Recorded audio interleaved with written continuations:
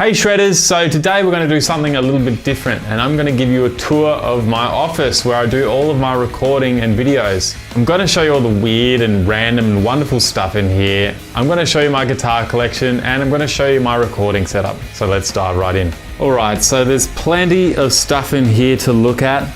So let's start with Jubba the pug. So this is Jubba, my 9-year-old pug. She sits here while I film my videos. She likes to snore in the background and generally just keeps up morale. But next up we have the guitars. So first up we have this wonderful Warmoth parts caster, which you guys helped me nickname the Goose. It's my ode to Yngwie Malmsteen, probably one of my favorite guitars, that one. But I've already got a whole video on that guitar, so I don't need to go into detail here. Then next up we have this Paul Gilbert Micro. Very fun little guitar that, and it sounds great as well. And following that, we've got my latest purchase, which is an EVH Wolfgang. Beautiful guitar that. I'm excited to get to work and unleash its capabilities. Next to that, we have an Epiphone Les Paul. I believe it's a Midnight Les Paul. It came with EMGs, but I've replaced it with burst buckers and I use it for all my late 70s, early 80s Steve Lukather stuff. Then after that, we have a Brian May Red Special. I bought this back in 2009. Wonderful guitar this. All you need is a coin and a curly whirly lead and you've got the Queen sound right there. Following that is my PRS Silver Sky. This is my workhorse guitar. This is probably the highest quality instrument I own. Beautiful guitar, love this thing. After that is a guitar I bought in September of last year. It's a Sinister Gates Custom S, so it has the Sustainiac in it. I really haven't used that very much, but I look forward to getting stuck into using that one soon as well. Following that is another Fender Stratocaster. This is a combination of various Stratocasters that I've owned, and I use this for my Bon Jovi tribute band as well as anything else Stratty that my other two Strats can't handle. It has one of those Sir Thornbuckers in the bridge and it's a wonderful guitar to play. Following that is an Ibanez RG 350 DX, I think. I bought that back in 2010 and that is heavily modified. I've actually put a piezo bridge in it, which costs more than the guitar itself, but is a wonderful addition if you like those acoustic guitar sounds. And after that is a Squier Jazz bass, which I mainly just use for creating backing tracks and stuff like that. And of course over here we have my EVH 5150 Striped. This is one of my favorite guitars because it's a guitar my wife gifted me on our wedding day. So this instrument has been in high rotation lately and will continue to do so, especially while I complete my Shred Like Ed course. Alright, so now it's time to talk about cameras. So the camera you're looking at is a Canon 5D Mark II. This is from 2008, I believe. And it's a camera my wife had lying around that I used for all my early videos. And when my videos started to look not terrible, it's all because of this camera, because an iPhone cannot compete with a decent camera. Last year I upgraded as well to the camera I'm holding in my hands now, which is a Canon R8. And so when I create an instructional video, I like to use two cameras. One on my picking hand, which is the one you're looking at, and the one I'm holding is the camera I use for everything else. Now down here I have a pair of black screens. They're in their cases at the moment, but I'll be getting those out later to create the illusion that I am playing guitar in the depths of space. And I have a few lights here, and I've also opened the window just for today, purely to get some more light into the room. Alright, so onto the important stuff now. So behind this camera we have an Imperial Star Destroyer Lego. This is over a meter long. It's a freaking whopper. I love this thing. And we have some more Star Wars Lego up here. Pretty normal for a 37-year-old to have so much Lego. I actually do have a lot more, but the rest of it lives at my office. And here's some Lego my wife and I got for the top of our cake. The likeness is pretty uncanny, don't you think?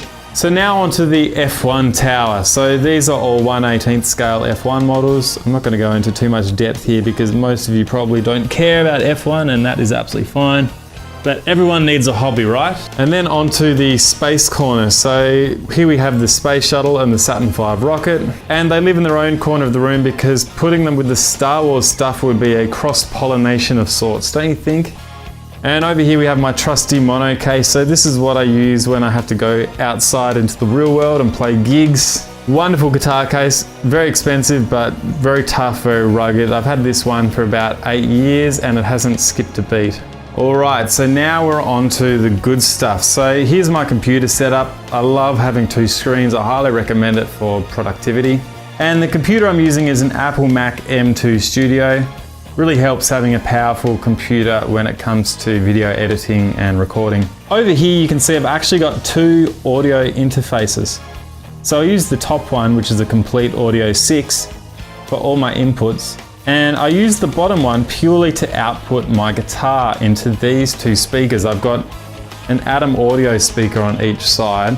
And so that way I get my guitar coming through an independent set of speakers. And then everything else, the backing tracks and whatnot, they all go through the THX Logitech speakers. So these speakers I've had for about 1,000 years and they're just really solid. They're not very flat, but that's okay. I actually don't really need flat speakers for what I do. I just need things to sound good out of a phone. Now, you might have noticed also I've got this light set up here. So this is just a handy little light on a swivel so that I can adjust it, especially when I'm filming a short and I just need a bit more light here or there. Very, very handy.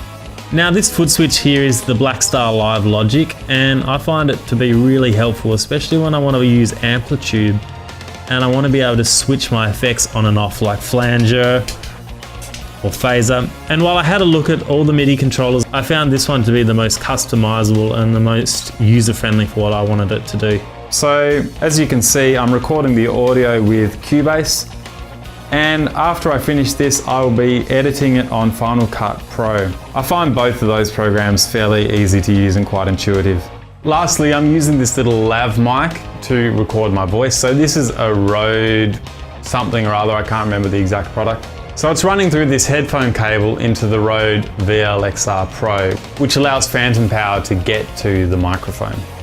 So now I'm going to set up the black screens of death, and then I'll run you through my camera setup. Back in a sec. Okay, so as you can see, we're all set up ready for filming now. That camera's going and the primary camera is going as well. This one is actually on a lean, so that when I'm playing my guitar, it actually appears flat. And I also use this camera's footage for my face as well. So I've got enough black behind to cover up. So you can see if I pan around here that I've got a black screen there and another one there in front of the F1 tower. And I've got this camera here ready to go. Now this one, you can see that behind my guitar here is just utter blackness.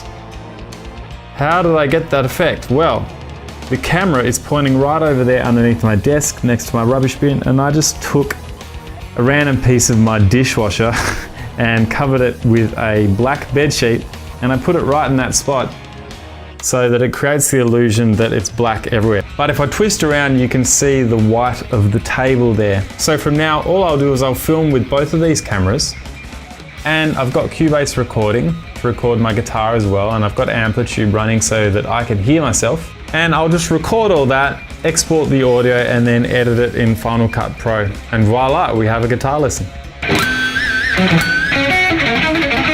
So there you have it. Hopefully that all makes sense. Let me know if you would like another video going a bit deeper into the recording and video editing process.